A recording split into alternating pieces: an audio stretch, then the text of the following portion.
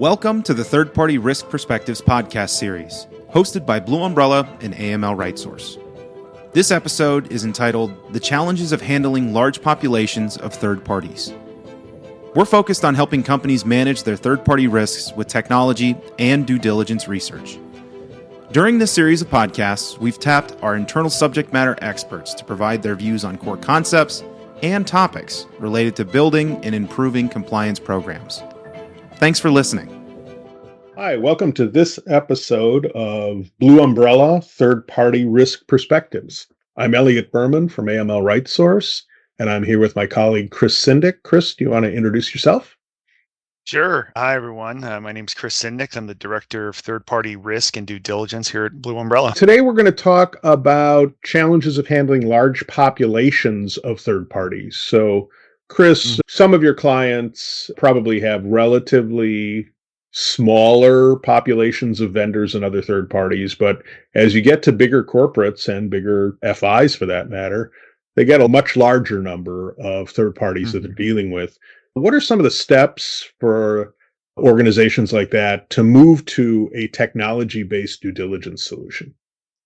And it's interesting how different companies will come into owning and realizing that they have to deal with a large population of third parties. Sometimes it can be a new head of a compliance or an ethics program or AML, whatever it might be, coming into the company and looking at the third parties that they have, taking stock and realizing suddenly, oh goodness, we should have been doing screening this whole time, or we should have been doing due diligence or something of that nature, and just turning over a rock and saying, wow, I didn't realize these 10,000 third parties have never been even screened for sanctions. So that's one of the interesting ways that clients find themselves in this situation. Another one is through more organic growth of the company. And they were doing things for a while with Excel spreadsheets and SharePoints and emails back and forth, databases, things like that. And that can work when you have 20 a week. But when you have 200 a week or suddenly 2,000 a week,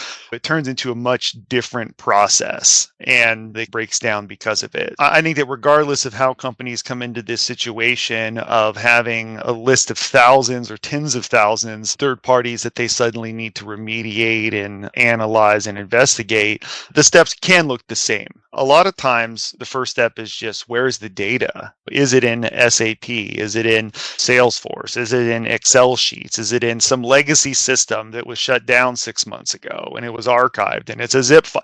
So it's a lot of different things that can come into play there just to know what your population is. And it's amazing the amount of work that goes into this first step one. So I think it's getting it all in one place, having that list of here's everyone who could be in consideration. And then from there, it's really a matter of filtering it down, taking a risk-based approach. And I think a part of that too is looking at some really key factors. What data do you have on hand? If it's just a name and an address, maybe a phone number, maybe a website, it can be difficult to determine what they're doing for you. Are they still active? That's a big question too. Just because they're on this list, have we ever used them? Maybe they're just there for bench strength. Any data that you have that can help to create even a basic risk matrix around these third parties can help a lot. The country that they're in, looking at things like a CPI, the Corruption Perception Index, to see where they are. If they're in a low risk jurisdiction, okay, maybe not one that you want to address right away, versus one that would be perhaps in a sanctioned country, which is a red flag for a lot of organizations. Is it spend? Are we spending $5 a year with them or 5 million? That certainly comes into play. So I think if you have that information on hand, along with just the type of work that they're doing, taking spend into account, maybe it's a few $1,000s a year, but if they have access to certain types of your data, if they're an IT company, for example, or they're a marketing partner and they have access to email addresses and personally identifiable information, spend becomes irrelevant. So I'd say just get the data in place, clean it up as best you can, remove duplicates, remove those that are inactive, maybe the company's folded, and just do a basic risk ranking to start out with so you can align with the approach of a risk-based methodology whenever you can. As you've already alluded, when you either have rapid growth or, as you say, turn over a rock and 10,000 vendors crawl out or whatever it might be, that can be a very difficult process to manage because of the rapid change in the population. What are some of the ways beyond what you've already talked about that are helpful to make it manageable?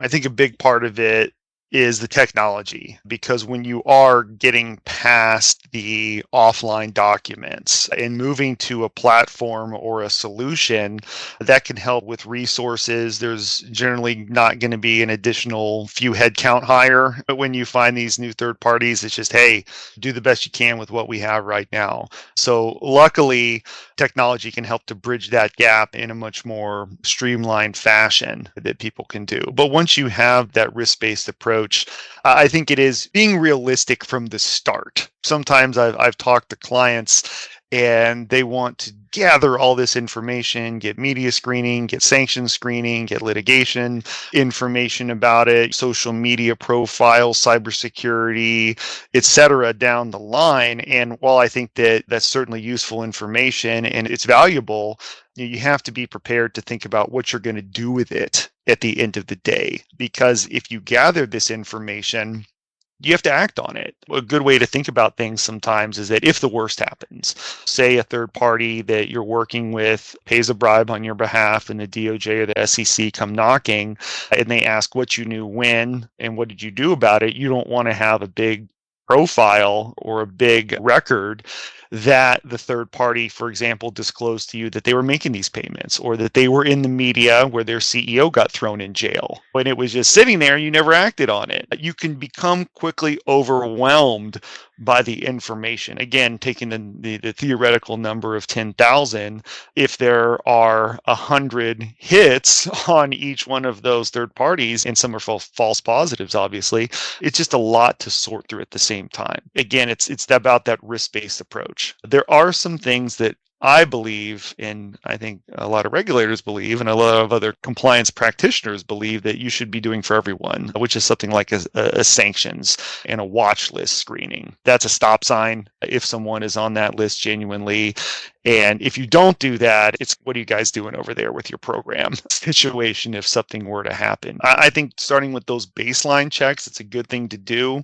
I also think that once you have that list down, focusing on your riskiest third parties, perhaps sending them a questionnaire, learning a little bit more about who their owners are, if they have certain compliance controls in place, if they have any ongoing litigation right now, if they've had any enforcement actions. You can certainly go out and find those things in most jurisdictions yourself, but that comes with an effort. So just asking third parties about them can be a way to put the ball in their court and take some of the burden off of the team and hoping that they're going to be truthful. It's that old adage of trust but verify. So also making sure that you're going through and not just taking their word for granted, but that can be a really good starting place to jump off and find out some more information about these third parties that you don't know anything about to start with.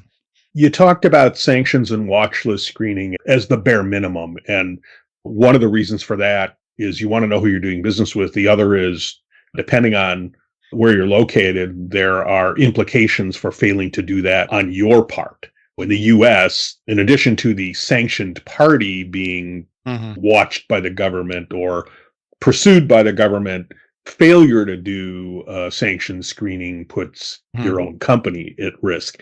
But once you get past those basic when would you introduce media screening? It's a good question, because in the time and the age that we're at right now, legal risks are certainly the baseline standard for a lot of companies, and they're always going to be there, and they're the risks that have a lot of zeros behind them.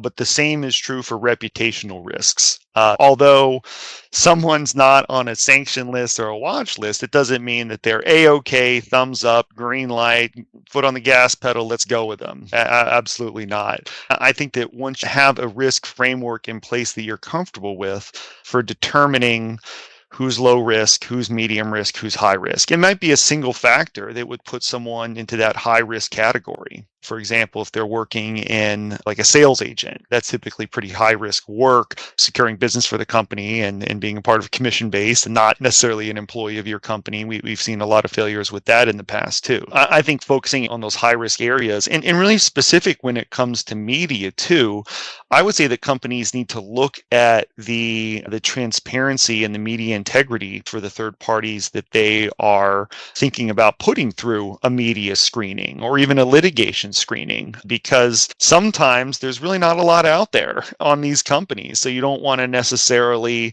go and look for some media reports in a part of the world where the media really can't be relied on as much. I was talking to some of my colleagues that work in the Chinese market specifically, where we do a lot of our work, and they were talking about how media reports that are there sometimes can vary wildly depending on the source, and it's difficult to know if it's a real, genuine report of facts, or if it's opinion, or if it's politically motivated sometimes. These are things that need to be taken into consideration. I would say, again, it's that risk-based approach that's true for nearly every part, if not every part of the compliance and risk and ethics program, but also just the specifics of the situation and thinking about the value that you're going to get out of it.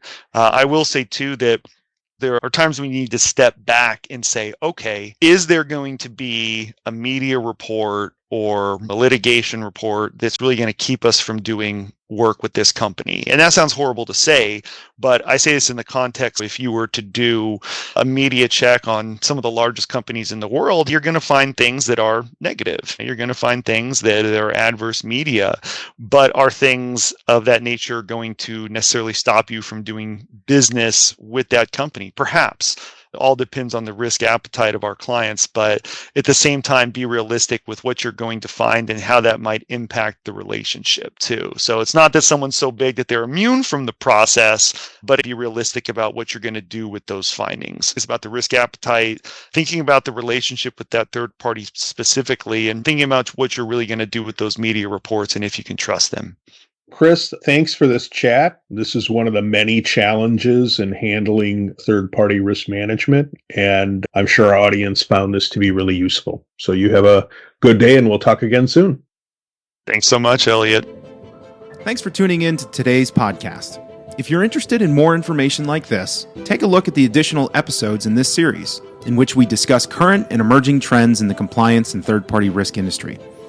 You can also find additional resources on third-party risk management on our website at www.blueumbrella.com. See you next time.